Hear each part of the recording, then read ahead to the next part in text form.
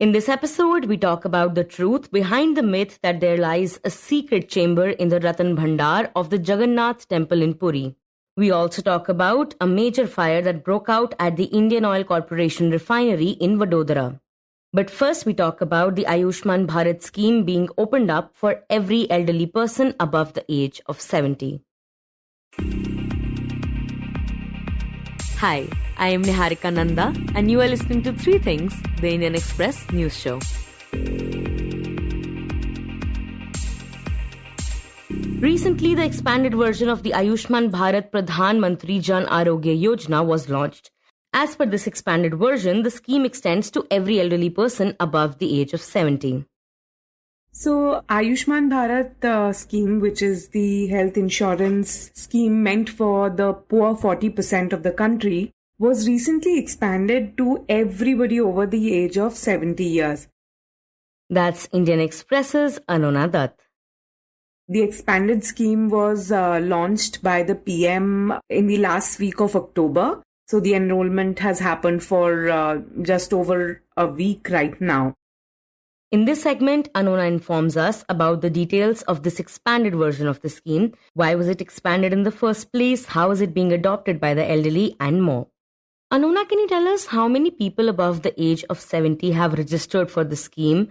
And what is special about this expanded version? The last data that we have, that is till November 7th, more than 2 lakh new beneficiaries over the age of 70 years have already registered for this new coverage that the program will provide. The thing is, this new expanded scheme also increases the coverage. There is a top-up coverage of another 5 lakhs for the elderly people who are already covered by the scheme. So there are some people over the age of 70 years who are already a part of the scheme by virtue of their, economic status. They will receive an additional 5 lakh rupee coverage. So people have to re-register for that, and around over 30,000 people who are already, part of the scheme, they have re-registered as well. Right. And what was the aim behind expanding this scheme for every elderly person above the age of 70? So Ayushman Bharat was launched, with the vision of providing universal health care. And initially, of course, the coverage was among the poor people. The poorest 40% were given cover under the scheme. And it has some almost 2,000 packages. So these diseases, including, certain cardiac surgeries, etc., were covered by this scheme. And now it has been extended to the elderly to provide cover to another vulnerable section of the society. And the other important thing is that this is the first group of people who will have universal coverage regardless of their income status. So far, enrollment in the scheme happened based on a certain economic criteria. Now it will be for everybody over the age of 70 years. So all they need to do is register with their own Aadhaar card. And if the Aadhaar card has an age of 70 and above, they can get the benefit of the scheme. And what were the things that were kept in mind while extending the scheme? So there are a few key points that were kept in mind when this new category of persons was selected for coverage. First of all, India is aging, and the burden of people over the age of 70 years is going to increase in the coming years. That is one factor. Secondly, these are also the people who have lived with, certain conditions like diabetes, hypertension, etc. for several years and have complications because of that. That is the reason we also see a lot of extended hospital stay, a lot more hospital stay in people who are above the age of 70 years. So that is the other reason. And the third reason is that this age group who's, they've retired or maybe never part of the formal sector, these are the people who do not have any kind of health coverage right now. The health cover remains very low among this group of people. So, of course, having Ayushman Bharat coverage would help them access treatments that would have otherwise been inaccessible to these people. And Anonna, can you tell us about the state-wise distribution of the registrations and which state saw the maximum amount of registrations? So right now, of course, these are the initial trends that we are seeing. It's just been a week since the program was launched. But right now, the highest number of registrations have happened in the state of Kerala, where about 73,000, new beneficiaries have registered, and around 16,600 older existing beneficiaries have re-registered. So Kerala is at the top. Now, this is one of the states which has a very good public health system. It is also one of the states which has so far had, very good utilization of the Ayushman Bharat scheme among the poorer sections. And another important point about Kerala is that it will have one of the highest proportion of elderly. About 20.9% of its population would be above the age of 60 years by 2031, as per the census projections for now. Then we also see states like Madhya Pradesh and Uttar Pradesh, which have seen very high number of registrations. So around 45,000 people in both the states have registered for the scheme. What we've learned from the officials is because there is a lot of pending demand for these services, for these surgeries, that has prompted people to go out and register as soon as the scheme was launched. Of course, very few registrations in states such as Tamil Nadu, Karnataka, Telangana. These are states which are usually very high utilizers of this scheme. So when we talk about Ayushman Bharat utilization among the poor so far, these states have seen very high numbers of hospital admissions and reimbursements. Yet registration for this new scheme has been low in these states so far. And Anonna, we understand that there is something different in Jammu and Kashmir as far as the Ayushman Bharat scheme is concerned. So can you tell us what that is?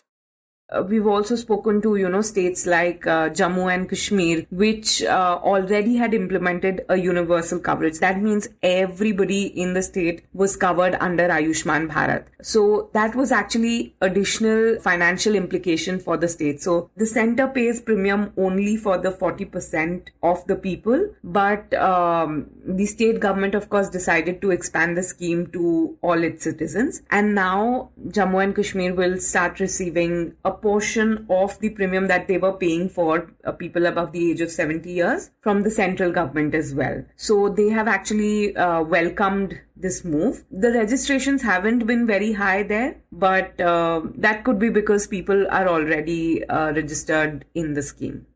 Right. And are there certain states where this scheme hasn't been launched yet?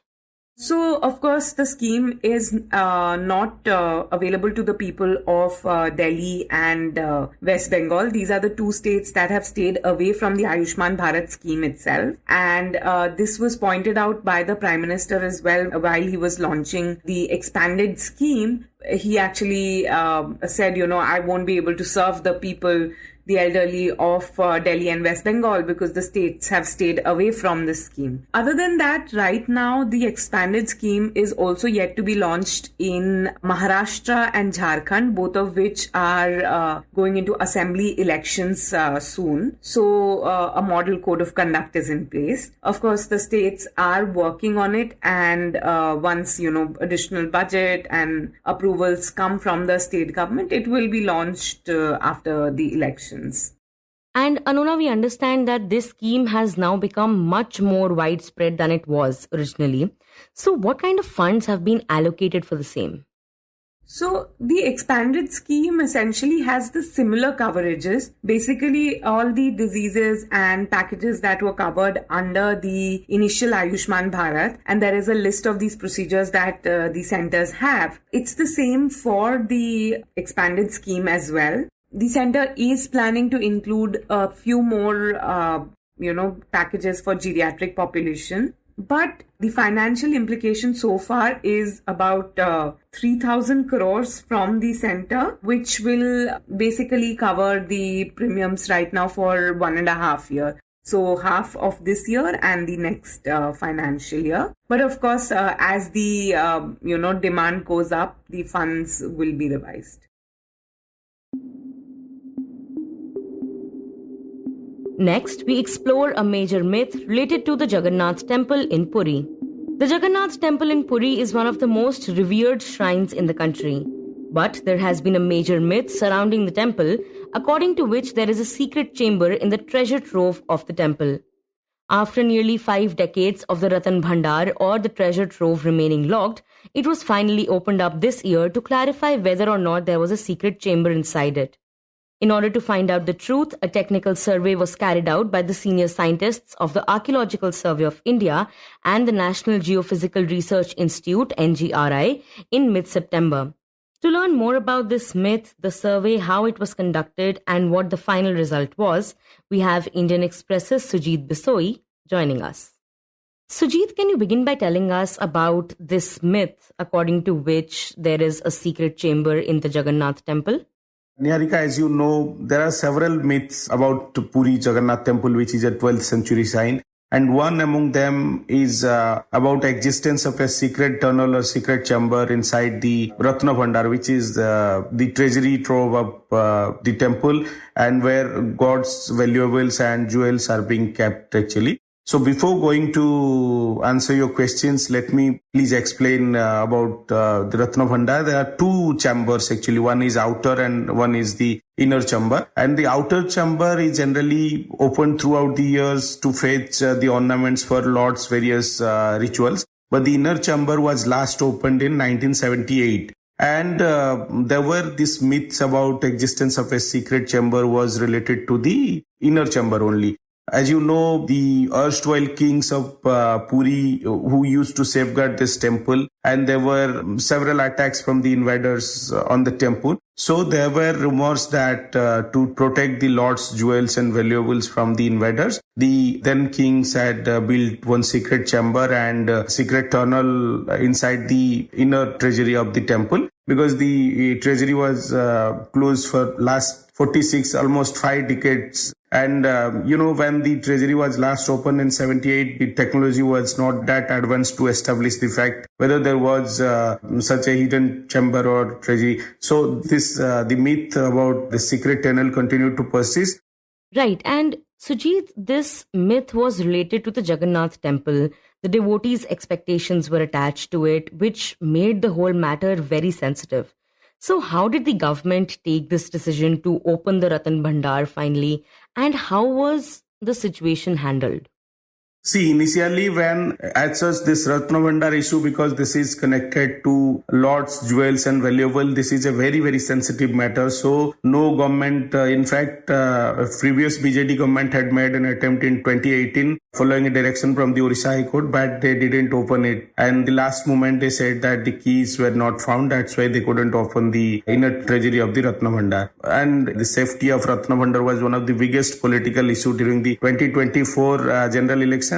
And the BJP, which is now in power in Orissa, has an issue against the Biju Janata Dal. In fact, Prime Minister Narendra Modi and the top BJP leaders, they mentioned about, they questioned the safety of Ratna Bhandar under the BJD rule. Because opening up Ratna Bhandar and survey of the treasury was one of the main agenda of the new BJP government, which they promised to the people of Orissa. So accordingly, coming to power of within 1 month, they approved a proposal. But that was just to open the treasury and to invent the valuables and jewels of the lords. And this technical survey was not there in the standard operating procedure of the initial approval of the government. So following demands from the section of servitors and people who believe that myth that there is in fact a secret chamber, and based on the suggestion of Puri King, who is the chairman of Temple's managing committee, the government approved the proposal to have a technical survey through the Archaeological Survey of India. Right. And can you tell us how did the ASI conduct this survey?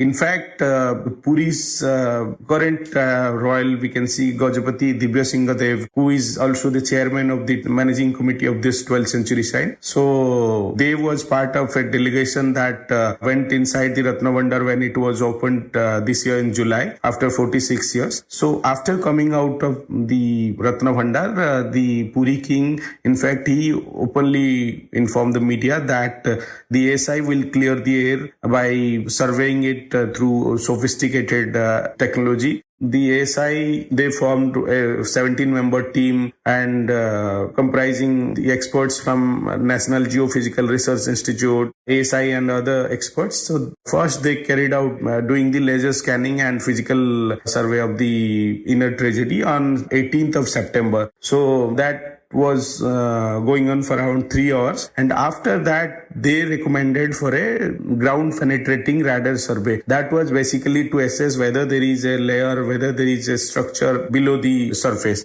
So that was conducted for around 8 hours on September 21st and 27 by a team of experts from the NGRI Hyderabad. And Sujit, have the findings of this survey been declared? Do we know any details yet?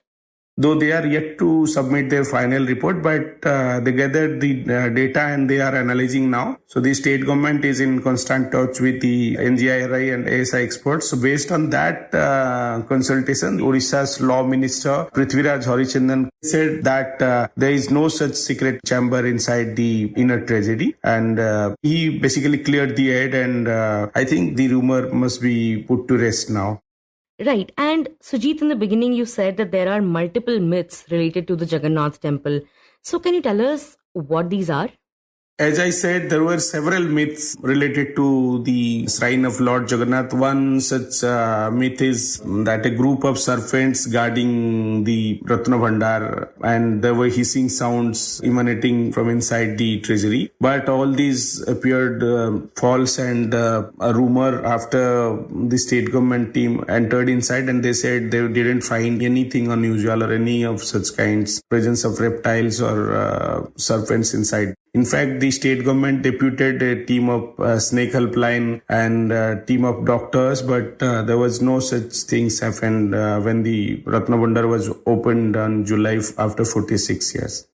And has anything of this sort, the kind of survey that was conducted in the temple, been done before as well? No, as I said, because the temple's inner treasury was never opened in the past 46 years, so the fact never came out. Now, since they opened it and they went inside, they didn't find it. So I can say, since it was closed for so long, almost 5 decades, and when it was last opened, in fact, there were no advanced technology to establish the fact or to fire. So that is the reason these myths related to the temple continue to persist actually. I hope with ASI survey and the report, once the report comes, this air related to this myths will be cleared soon.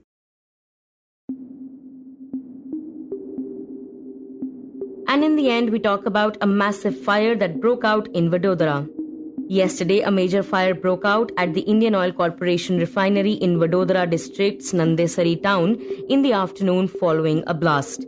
An IOCL employee succumbed to burn injuries while 2 others injured are undergoing treatment at a hospital, Vadodara Commissioner of Police Narsimha Kumar told the Indian Express's Aditi Raja.